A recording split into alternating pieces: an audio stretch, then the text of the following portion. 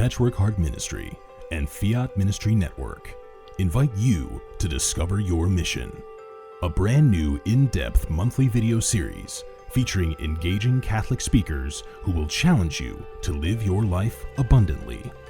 For only $25 a month, you will receive a personal monthly mission, including 3 full-length inspirational talks that build upon a new theme each month. Sign up for the Discover Your Mission tier at patreon.com/Patchwork Heart Ministry today.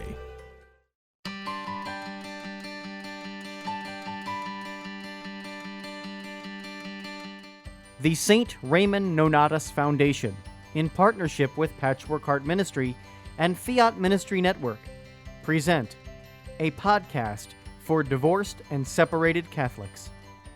Hello, and welcome to a podcast with the St. Raymond Nonnatus Foundation for Freedom, Family, and Faith. You can learn more about us on our website at nonnatus.org. My name is Ann DeSantis. I'm coming to you from the Philadelphia area, and I'm very excited because we have a very good friend of the St. Raymond Nonnatus Foundation, who a lot of you already know. Her name is Rose Sweet, and she is also, as I always say, the vice president of the foundation. So, Rose, thank you so much for joining us on this evening. Thank you, Ann. And as I always say, thank God, because everybody knows the vice president does nothing. So I just want to stay there, and that's about it. No, I lend my love and my support to all the good work that you guys are doing. So happy to be part of it. Oh, thank you. And I will say that you do so much for us. So even though, yes, maybe in general, vice presidents don't do too much, but not in this case. Not in this case. So this is the very first in a series of 12. Now, last time Rose and I met, we did an introduction where we told you that this is going to be a 12-part series.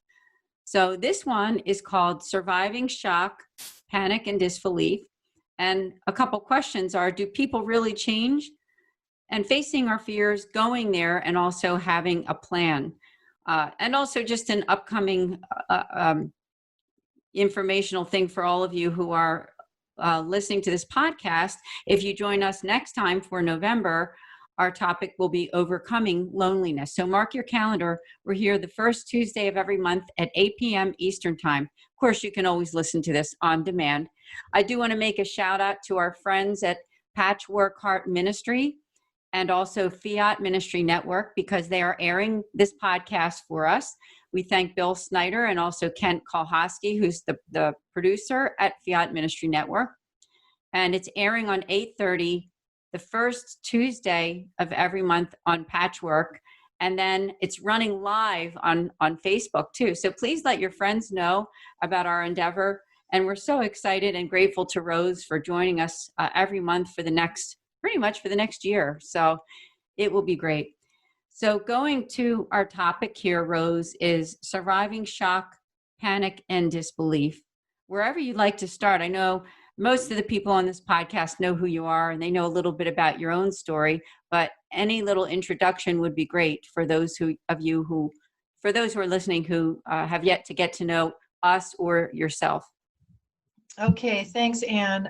I'm a Catholic. I'm a cradle Catholic who, was kind of a cafeteria Catholic in my youth, in my 20s and whatnot. Anyway, all I wanted to do was be married and have a husband, home, and kids, and I would be happy forever. Amen. Right? So, but I was a victim of the Cultural Revolution. I bought into the lies. They sounded good, and on I went, burning and crashing and hurting myself and a lot of other people in relationships. I've been divorced more than once, but at some point I fell on my face and said, Lord, I guess I need you more. I guess I need to grow up, find my way, and my way isn't working.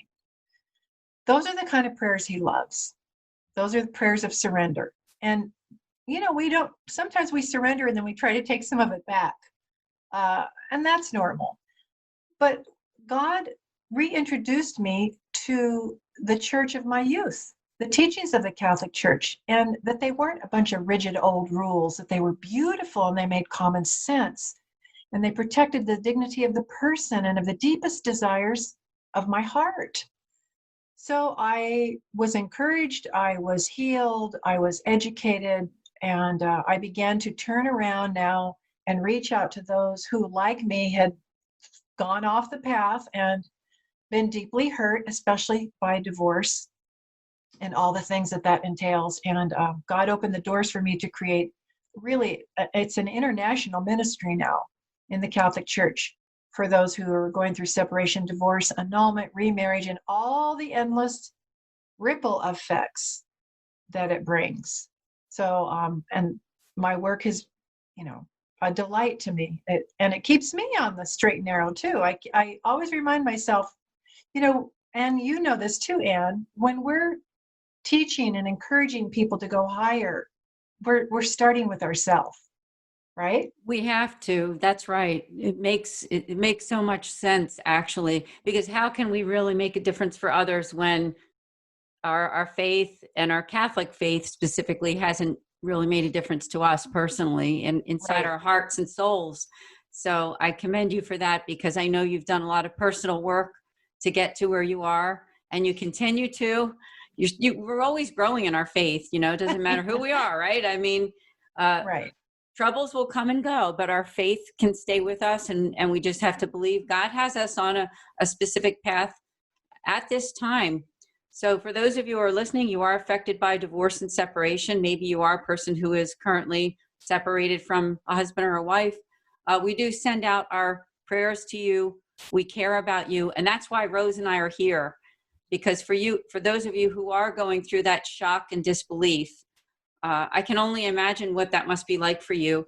Of course, working in the foundation, I've talked to a lot of people who have gone through divorce, but I myself, as the director, I'm not a divorced Catholic, but I am the adult child of divorce. And I do remember that very well, what it was like to grow up in a family that split up. So Rose, thank you so much again for Well, sharing. and you too, Anne. I think we make a good team because we both bring different perspectives to the same problem.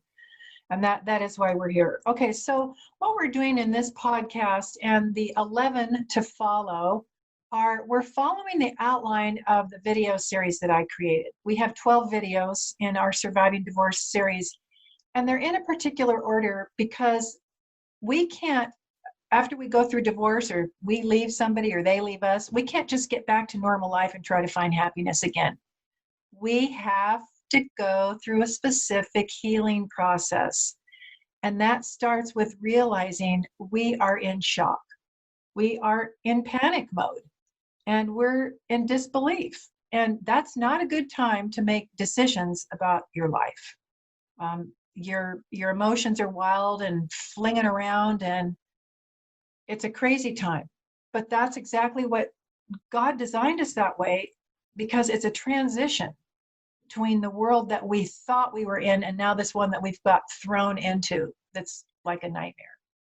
So I want to take some time in this first one talking about shock, panic, and disbelief, not just in divorce, but any major trauma. Because the stuff that we're going to be sharing with the listeners is really applicable to all areas of life that are like not welcome.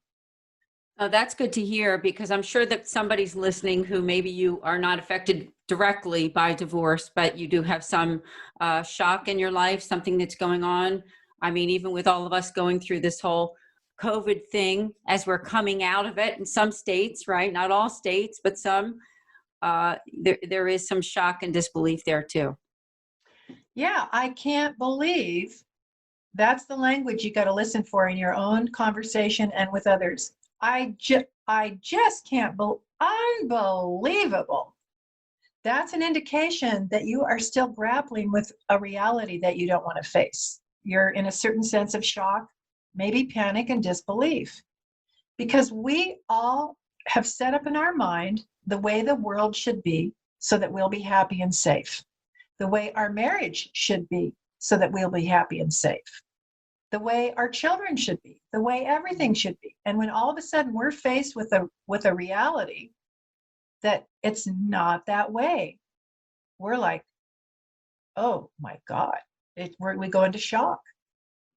And shock is the state of facing a reality that's unexpected or sudden. Okay, let me say that again. It's facing a reality that's unexpected or sudden. Now, what if I told you just won the lottery? You would go into shock. That's a reality that's unexpected or sudden, but that's a happy reality. So shock can be a state that we go through for something good or something not good. And again, it's that interim transitional period that we have to go through to get from one reality to the other. When's the last time you were in shock, Anne? Can you? When were you shocked? Right before we started the podcast. You know what I'm talking about. Yeah, today we were starting on time, and all of a sudden everything went wrong with your computer, and you were like, I can't believe this. This isn't the reality that I expected and hoped and wanted. Yeah, right? That's right. Perfect. So you went into shock, and then you went into panic. You sent me a bunch of texts, and you were in disbelief, and then you began to settle in and rise above that and go, I've got a mission. I've got a job to do. Settle down. Just do what you got to do. It's all going to be okay somehow. That was your self-talk. Same thing happens with divorce. My husband walked out on me, or I can't believe it's so bad with my husband. I have to leave. I have to get out of here. And we're not talking about culpability or sin right now. We're talking about somebody who's in so much shock that their reality has to change, or their reality does change. And they're in shock. They have to face a reality that they don't want to face. So then the next stage after shock is panic. Because now this is all in your mind. This starts in your mind and then displays in your emotions. Now you're starting to see the change that's coming or is here, and you're counting up the losses. This is real important. We don't like loss. We hang on to things that make us feel good, give us identity, give us security, purpose, love, all that stuff. And when they're being ripped out of our hands, or we find out they're poison and we got to get rid of them, we panic. Because if I lose these things, then what am I going to have that makes me feel safe, secure, and happy? Right? Exactly. So now we go into, now we're facing the reality, and then we're in disbelief. This can't be real. Okay, this looks like it's real. It's real. He's not here. She's not here. I just got served papers. The bank account is closed. The movers are coming to take the stuff out of the house. I still can't believe it. What that really means is I don't want to believe it. This is too big. This is too hard. This is not fair.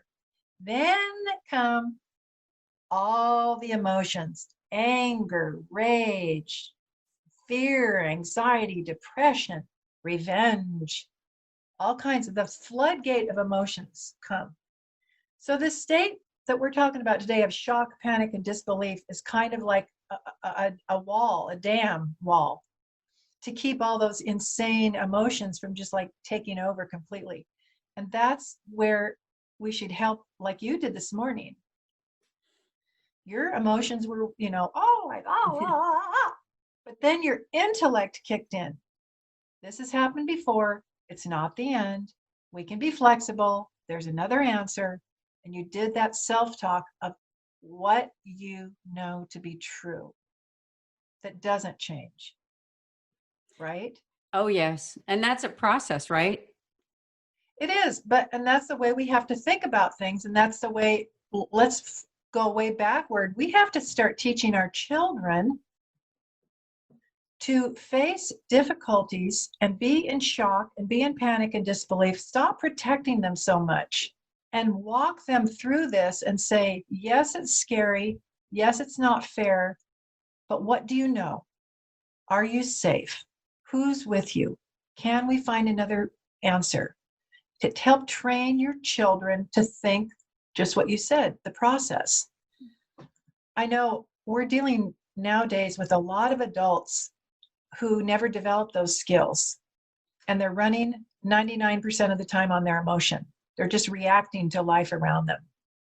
And they're either supremely happy or they're angry, scared, and frightened out of their mind. So back to shock, panic, and disbelief. Let's talk about that. Shock, facing an unexpected or sudden reality. Panic, seeing the change and recognizing there's going to be a lot of loss here. And disbelief is now you're questioning, is this fair? Is this right? Who am I? Where am I going to go? Where do I fit in? What does the church say? So this is a place where a lot of people start to look at God and go, where were you? Where are you? Why are you letting this happen? You said blah, blah, blah. How come you're not taking care of things? That's why we're talking about this initial stage. It's a big crossroads for people. Don't you agree? Yes. And I think it takes not only faith, but really honestly, even higher levels of maturity too. When you start to realize that, life truly and truly is not perfect. And okay.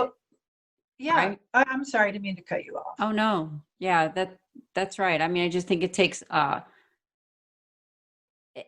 think sometimes the brain has to process, right? And it's, that might not even have to do as much with our spirituality, but that brain has to just process what has just happened. That's where we need to train ourselves and our children to go to our intellect. When we realize our emotions, where we feel like throwing up or hitting or passing out or whatever the physical manifestation of our emotions are, that's when we need to go say, okay, we shoot up the prayer. Lord, help me go to my brain. Help me go to my intellect. I feel like I want to kill my husband. I feel like I want to kill myself. I want to throw this thing through the window, whatever. Help me remember I don't have to be a slave to my passions. Help me to remember this is going to pass and I'm going to get an answer somehow. And guess what? I don't have to figure it out all right now. This just came to my mind. The story in the Old Testament of Elijah. Elijah was a man of God, right? And he was a prophet. And what do prophets do? What are they supposed to do? What's their job? Proclaim the message to the people of God, God's word.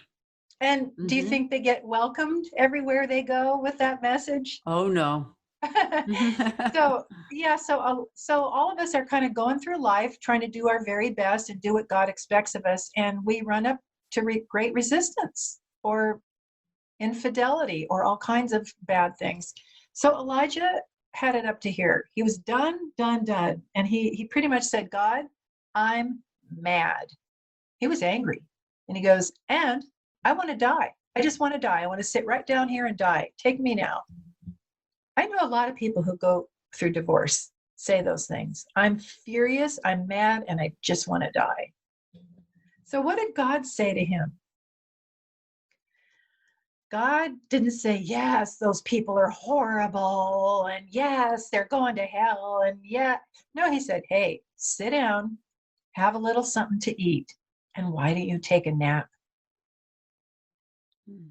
God fed him, said pretty much, shut up, sit down, get something in your stomach, and take a nap. Because Elijah was functioning out of his wild emotions, his scared, wounded, angry, natural emotions. So never underestimate the power of a snack and a nap. When you're in shock and panic and disbelief and fear and all the things that overwhelm you with divorce, whether it just happened, it happened years ago. Maybe some people listening have gone through the shock and disbelief, but now it's 10 years later and their kids are having babies. And they thought they were the one who was going to go to the hospital first and see the grandbaby. But no, it's your ex and his or her wife. You're in shock and panic and disbelief again, because we keep going back to how the world should be so that we're happy and safe. And we keep getting reminded that it's not, with COVID and with divorce. And you were right. It's a natural part of life. You said it so perfectly. And the image that came into my mind also when you were talking about the baby's born and then the ex-husband or whoever, ex-wife, whatever, goes to the hospital first. And when you say, when you're not doing well, resting and eating, I even think of the person who's sick in the hospital or someone who's just been diagnosed with some kind of disease. A lot of times that's what medical professionals will say, rest and I'll bring you something to eat. So it's the same thing for that person that's sick. They need to just lie in that bed, let somebody else take care of you if you can. And just the bare minimum of eating and sleeping and resting and getting yourself back to whatever is normal if you can. Yeah, no, that's right. Because, and I love the Catholic teaching, timeless reality and truth that we are integrated body and soul. We are not a soul and a spirit trapped in a shell of a body. Our body is every much part of us and who we are as the invisible part of us. And it's the unnatural death that separates what God intended to be together, our body, soul, spirit, mind, and heart, right? Mm-hmm. So what happens in the real world that emotionally threatens us will affect our body. So we take hits in our body and we get healed in our body. We express love in our body. We receive hurt and hate through the body. People hit us. People throw words at us. So what's going on in the body and what's going on in the soul, we have to take a look at both of those at the same time. And usually what heals one will heal the other. And we all, as Catholics, we know the power and the beauty of sitting quietly in adoration. Sometimes we have to sit quietly, whether we're in adoration or not. There's a benefit also to just sitting in the presence of God in your room after you had tea and toast and your head's on the pillow and your last words on your lips before you go to sleep is, I hate my husband. Why did he do this to me? But that's okay. That's just, you've got to get that stuff out. God is going to take care of the rest down the road. That's right. No, you said it so well. And I just want to encourage people who are listening on this podcast that, Rose is she's a great woman, number one, but she's also a great resource for you, for your healing. So please, I'm going to invite you to go to her website at rosesweet.com because she is an author who's written many books having to do with both after divorce and also just general faith, enhancing your faith. So please check it out. Also go to Amazon and look at all the list of books that are there too, and tell your friends. Now, Rose also does special appointments too. I don't need to get too off track, but I think they should hear about this. Well, thank you, Anne. No, I love to coach people through divorce recovery, or if it's you're not even divorced or past divorce, relationship coaching. Relationships, and this is what we're talking about, are the most important and beautiful thing that God has given us, other than our soul and our divine spark of life in us and our baptism and all that. Relationships are very important. They're a source of love and life and security and pleasure. So they are good and they are important, but we do tend to put them in a greater importance than our relationship with God. That is, St. John of the Cross said it so beautifully and simply. The whole of the Christian life, the whole of life in general, is moving away from the good things that he has given us to moving toward him. That's it. That's the whole Christian life. But it sounds easy, but it's real hard because we get really, really attached to our marriages and our children and our money and our homes and and those are good, and we should attend, but not so tightly that we lose ourselves and even lose our faith when they're threatened or they go away. I'm thinking of a story. Do you mind if I share about? Please. One of the things that I do is I give 2-day intensive speaker training to people who have written books and don't yet have a platform, and I help them build their brand. I love doing that. Well, I just spent a few days with a wonderful woman. Her name is Mary Jo Rennert. She's a Catholic woman who was married for 43 years. And she tells her story. She wrote a book called You Are Still Beloved. And it's for women whose long-term marriages have ended in divorce. She was married 43 years. They had some kids. They went to church every Sunday. They were involved in this and that, blah, blah, blah.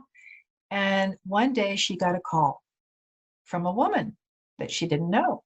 And she said, "Hi, I'm just going to let you know that I've been having an affair with your husband for a while." And she started saying personal details that she knew about Mary Jo and her husband and the kids and the family and her home. She goes, "I've even been in your home." I mean, come on. I would go into total shock, panic, and disbelief if I'd heard some woman on the phone saying that she'd been in my home. Now, Mary Jo wasn't looking for signs of unhappy marriage or divorce, but it was going on for years under her nose, and she didn't see it, she didn't smell it, she didn't intuit it at all. So the woman said, Mary Jo said, "Why are you calling?" And the woman said, "Well, I'm mad because now he's cheating on with my best friend. And let's get him on the phone." And three-way, and like Mary Jo goes, "I know." Mary Jo says, "Okay." So she muted herself. And this woman gets the husband on the phone. Mary Jo recognizes her husband's voice. And now the affair woman lays into him because she's cheating with her best friend and others. And others. And he didn't deny it. Now Mary Jo, this waves. This is more shock upon more shock. With each passing moment, it's just like, she can't believe this.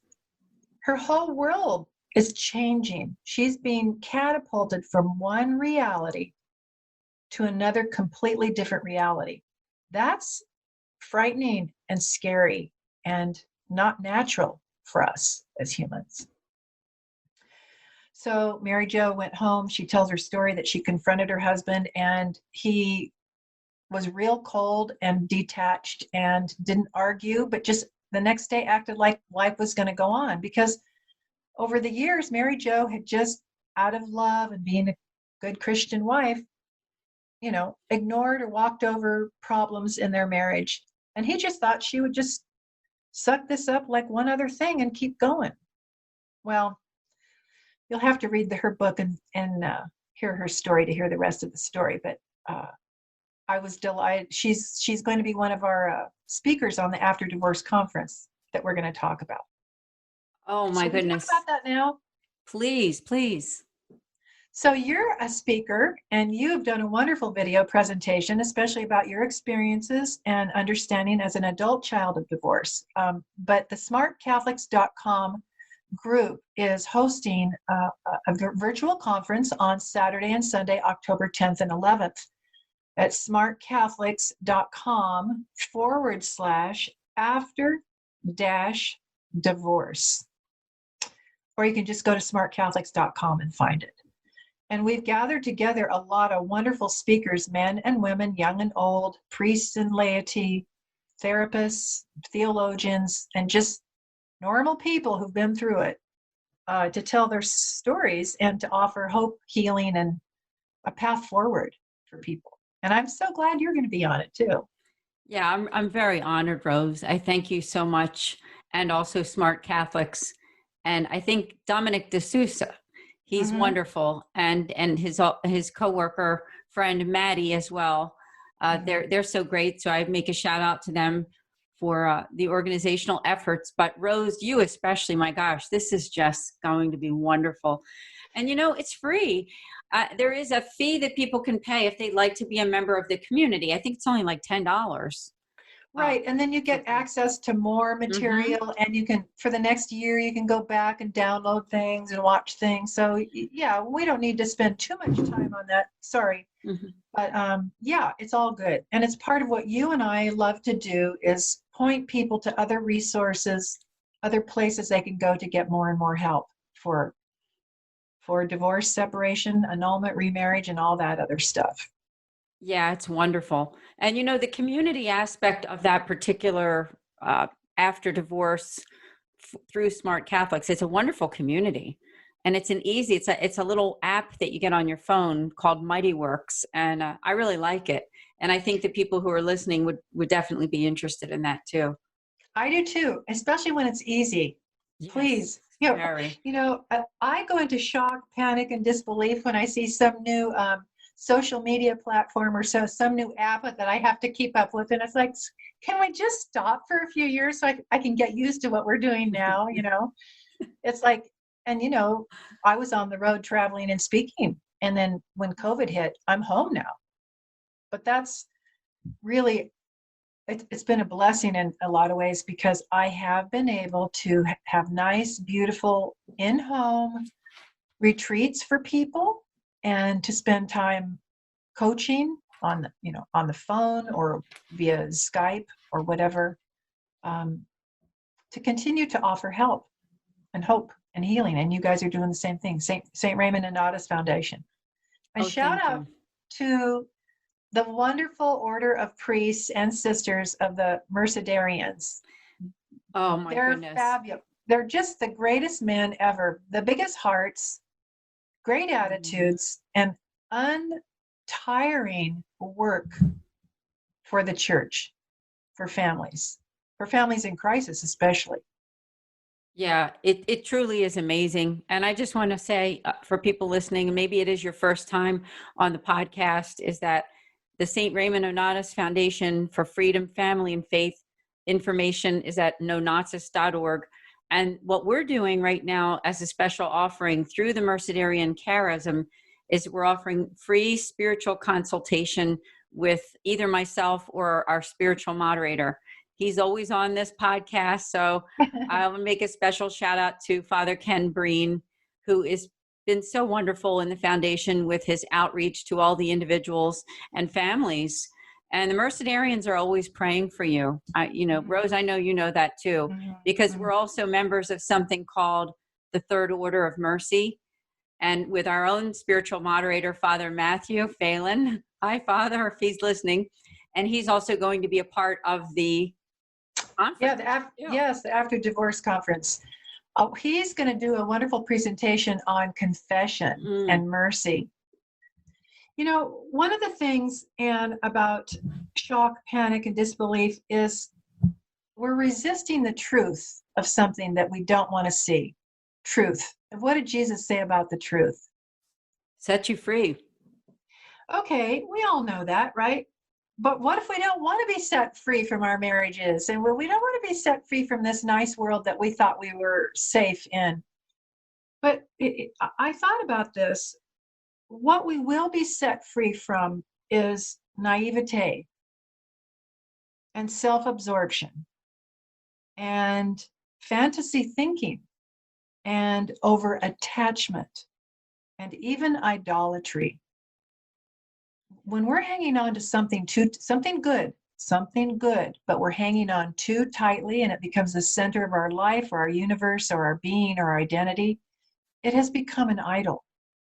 Because as Catholics, we know there should be only one person at our very center, only one person that we hang on to with all our might, and that is God. That is our Lord Jesus Christ. And yet, as I did in my life for so long, and still tend to, if I don't intentionally work with God's grace to stay on track, I will lean out or move out toward other things and other people for my happiness and for my center. But they were never made to carry that weight. They can't carry that weight. Even in marriage, right, Rose? Even in marriage. And a divorce, as horrible as it is for the family and for the culture, God promises to bring great good from that evil. And if we will trust him and cooperate with him and slow down and give ourselves time, he'll bring good out of it. Maybe we won't get the marriage back, but we'll get other things of great eternal and even temporal value.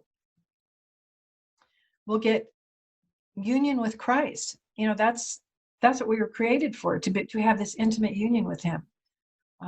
We'll learn how to love more deeply and more authentically without unrealistic expectations. We will, if we have the right attitude, we can allow the horror of divorce to move us to deeper holiness. Now, we can't do that the third day after it happens, or even maybe the third year after it happens. We got to get mad. We got to get depressed. We got to think of thoughts of murder or suicide. I mean, I want to get the shame of that out of the conversation. The problem is when we hang on to those things too long and we nurse them into bitterness and sinfulness. So the work that you and I do, Anne, that we do is come, dump your stuff, let's sort through it, let's find what's true, and let's slowly and carefully move on, and every once in a while, have a snack and take a nap. That's so beautiful. You know what I'm thinking too? I'm sure you've heard these two little adages before, and I think I've seen them on social media many times, but it reminds me of when you go from being bitter to better, from victim to victor through Christ, right? Say that again. Say that again. You're going from bitter to better, from victim to victor. And when I think of that too, you and I both know that there's some people who go through their whole lives who were divorced many years ago, that they are still so bitter to their ex-husband or their ex-wife. And it kills them. It really does. And it makes them become, honestly, not people that we don't really want to be around that much. Right. When they have so much hate inside, So I think that's what we're trying to do, is to help them release that, right? You release it somehow, but it has to be done through Christ and through our faith. And you're exactly right. The reason they stay so stuck is their eyes are looking down on themselves and their own life, and their eyes don't look up to the Lord. We've lost faith that he sees us, he understands us, he hears us, he's with us. And yes, he let this happen. He didn't want it to happen, but he let it happen because he's not going to impose himself on everybody's free will. So guess what? People get to make sinful choices, and we have to pay the price for it. And he's saying, join me, join the club, join the Jesus club. And that's where, the nuns, when we were little, said, offer it up, offer it up. And that means take that unfair, painful garbage and unite it with the horrors that were done to Jesus. Like blood brothers. Take your bleeding. Remember when we were kids, we'd cut our hands and hold them together and be like Indian blood brothers or whatever. Do that with Jesus. Take your bleeding wounds and press them close to his. And let that divine salvific power of his blood meld into your blood, into your wounds, into your pain. And something beautiful and redemptive will come from it. And you will be resurrected. You won't be the bitter old biddy. I don't want to be her. But I also don't want to be, and here's the thing about disbelief, a lot of people go into Pollyanna mode because they don't know how to handle the truth. So they go into this, it's all going to be fine. We get along great. I still love him. And don't let me not confuse that with, yes, we should always love our spouse, whether we're married, living apart or not. And we should always forgive. But there are some people who go to the other extreme and they really hide their head in the sand and they don't deal with the deep underlying issues because they're just too overwhelming and scary. And we're here for that person too. We're here to help that person move along and move more intimately into union with Christ. Yeah, it's wonderful because, when one person is healed in our body of Christ, it brings healing to all of us, doesn't it? Just like when one person sins, sins make a difference for communities, our nation, our world, and good things do the opposite, right? So when somebody's able to be healed, more healing can be brought to your own family and community, even if you're up against difficulty. And I know we're kind of going all over the place on this, but I love it. I love Father Dwight Longenecker. He's also one of the speakers on our After Divorce conference, and his books are fabulous. He just wrote a book called Immortal Combat, and he talks about, in a fascinating, easy to read, deeply inspiring and enlightening way, about the sin of the world. The sin of the world that the Lamb came to take away. And he goes into scripture, he goes into mythology, he goes into fantasy, he goes into history. It's really delightful reading and very powerful, and ultimately brings hope. There's a bigger picture, and we're in a bigger love story. We're in a big adventure, and our marriage is important, but it's not the main part of the story. So, not to downplay our marriages at all, but to also remember with that, there's another eternal marriage that we're all called into. And to actually be in that marriage right here and now. We don't have to wait for heaven. So anyway, blah, blah, blah. Back to our topic. How are we doing on time? Oh, good. We have about 10 more minutes, so thank you.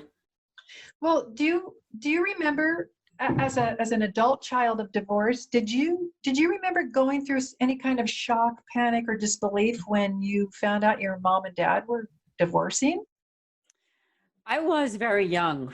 I was 7 years old.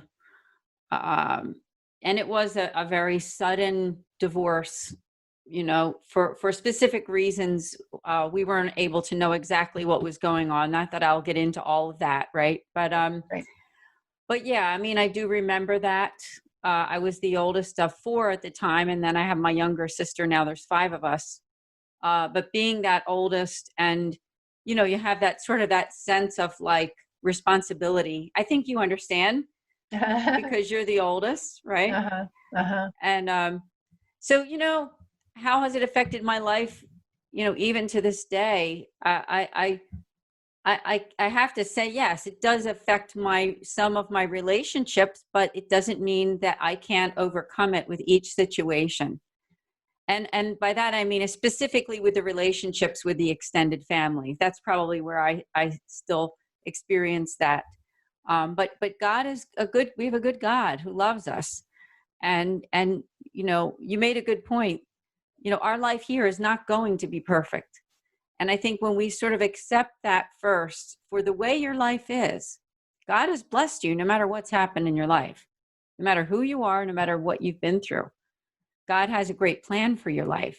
If you've been separated or divorced, if you're the adult children of divorce, doesn't matter, because life is short, and we've heard that many times. But it doesn't matter how long or short your life is; it's still good, and there's still so much to celebrate. So, despite any type of shock or disbelief,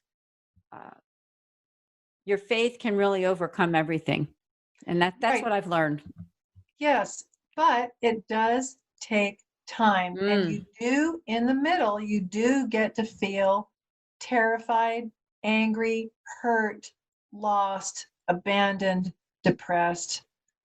Those are just normal. That's part of the healing process. Amen. The pain has to come while the body does the healing. The same thing with the heart and the soul. And somebody who's feeling, for us to go, everything's fine, and in the end, God is good, and we'll get over it.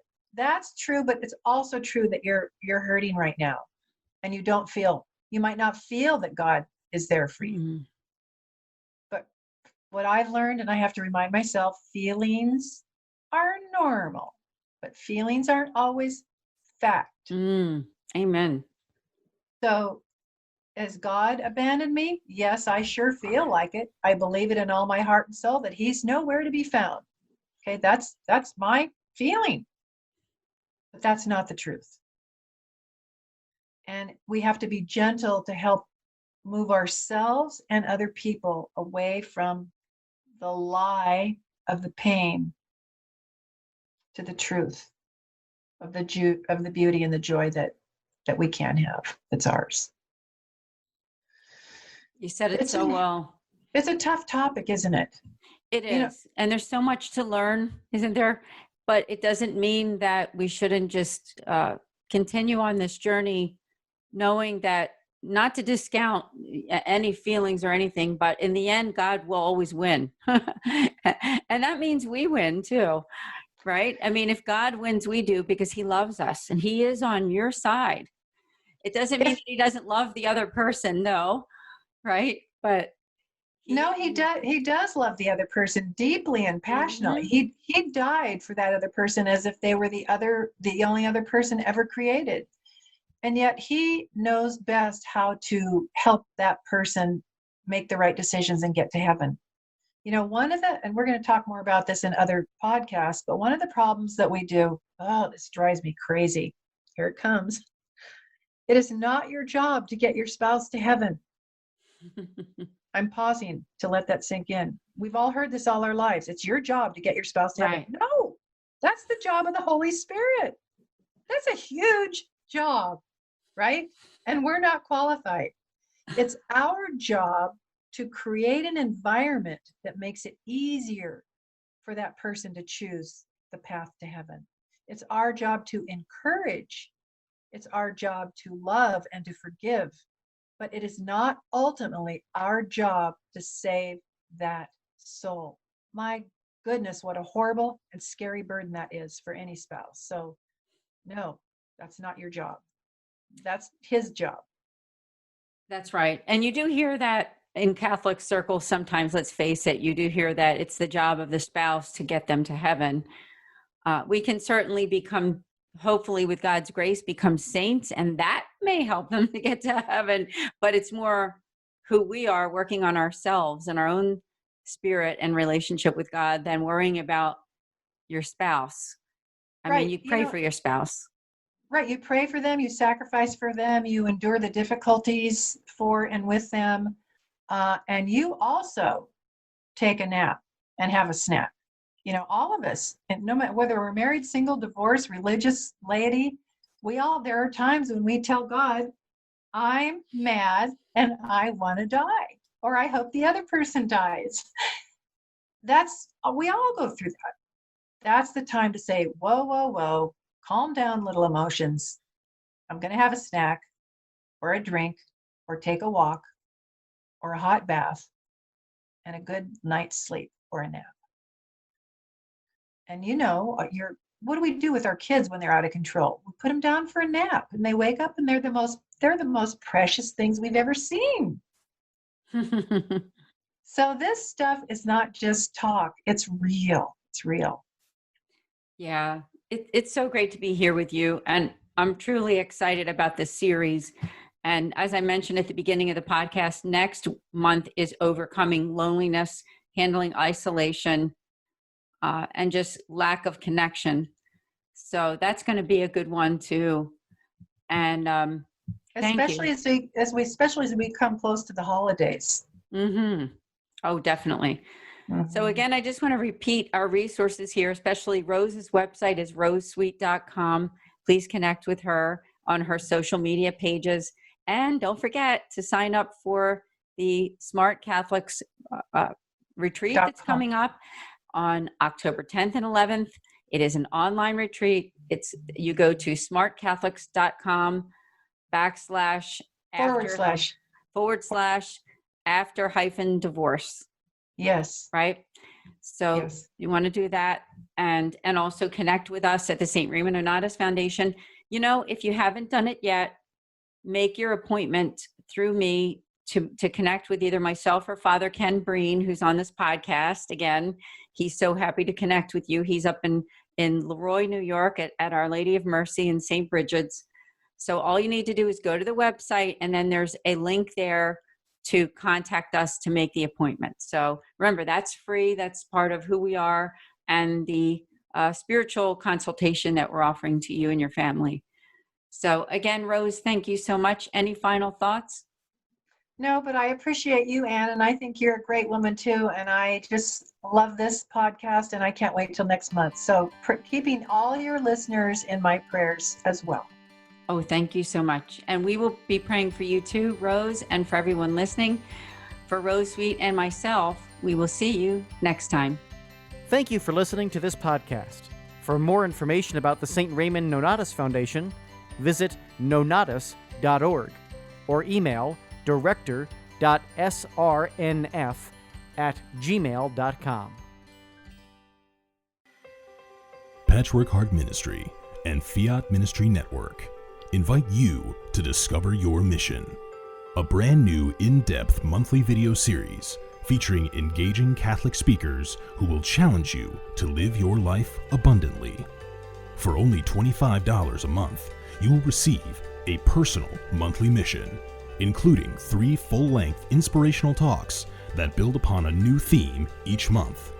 Sign up for the Discover Your Mission tier at patreon.com/patchworkheartministry today.